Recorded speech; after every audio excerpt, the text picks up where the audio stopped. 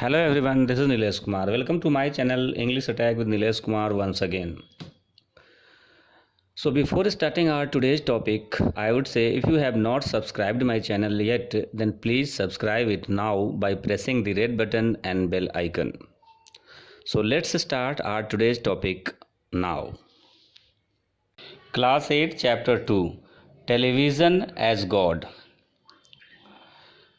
by Tijan M. Salah. Let's read this chapter and understand it. In America, television is a special god with its priests and priestesses. America में television को लोग एक special God की तरह मानते हैं. यहाँ प्रिस्ट एंड प्रिस्टेसेस, प्रिस्ट का मतलब होता है पुजारी और प्रिस्टेसेस का मतलब होता है पुजारिन, यानी फेमिनिन जेंडर ऑफ प्रिस्ट. लेकिन यहाँ प्रिस्ट और प्रिस्टेसेस से मतलब अमेरिका के उन लोगों से है जो टेलीविज़न के भक्त हो चुके हैं और वो इसी में अपने गॉड का भी दर्शन कर लेते हैं, यानी वो टेलीविज़न को गॉड की तरह मानते हैं. No one has time for conversation और for each other. Television works in the remote crania of every high class pleasure. किसी के पास एक दूसरे से बातचीत करने का समय नहीं है. हर तरह के हाई क्लास प्लेजर यानी प्रसन्नताओं और हैप्पीनेस के लिए टेलीविज़न ही उनके लिए काम करता है. ठीक है, now let's understand the next stanza. Next stanza में कवि क्या कहते हैं वो देखिए. And the daisies a kind of flowers by my apartment window tall yellow as the fingers of the सन.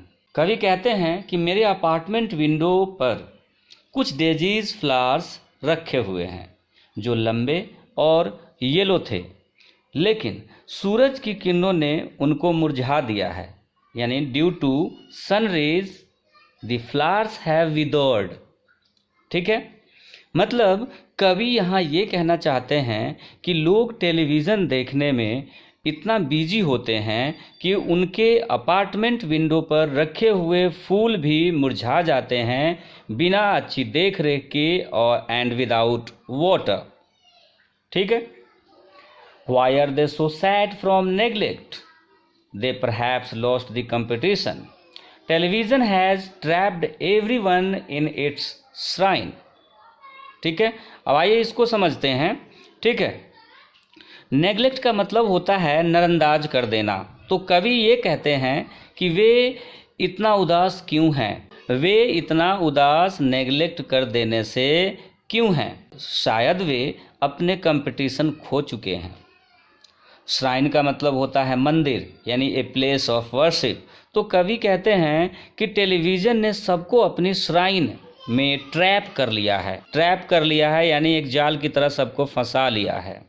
ठीक है, now let's understand the next stanza.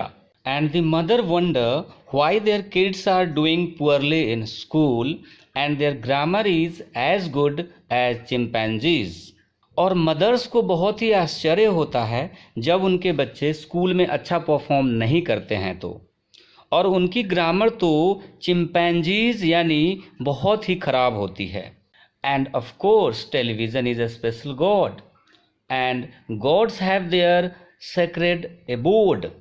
abode means घर होता है, sacred means पवित्र होता है. ठीक है, in the hearts of their humble servants, and television is a god that speaks and smiles and acts.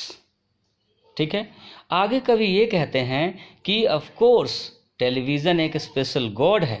Television एक स्पेशल गॉड है और गॉड्स के पास उनका सेक्रेड यानी पवित्र घर भी है.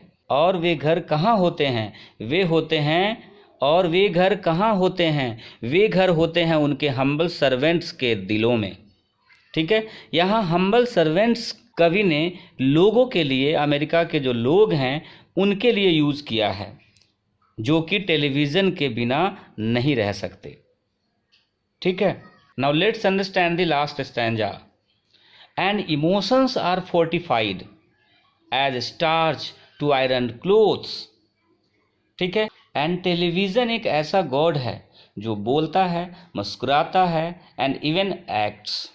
and emotions are fortified as starch to ironed clothes. और वो इमोशंस को बढ़ा देता है और स्ट्रॉन्ग कर देता है, मजबूत कर देता है इमोशंस को, like starch to iron clothes.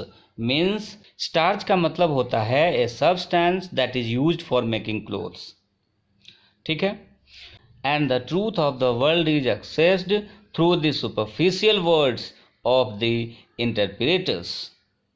और जिससे हमें दुनिया की सच्चाई का पता चलता है लोगों के सुपरफिशियल वर्ड्स से। So if you like the way of my teaching, then please don't forget to like, subscribe, comment and share my channel to your friends and relatives. Thanks.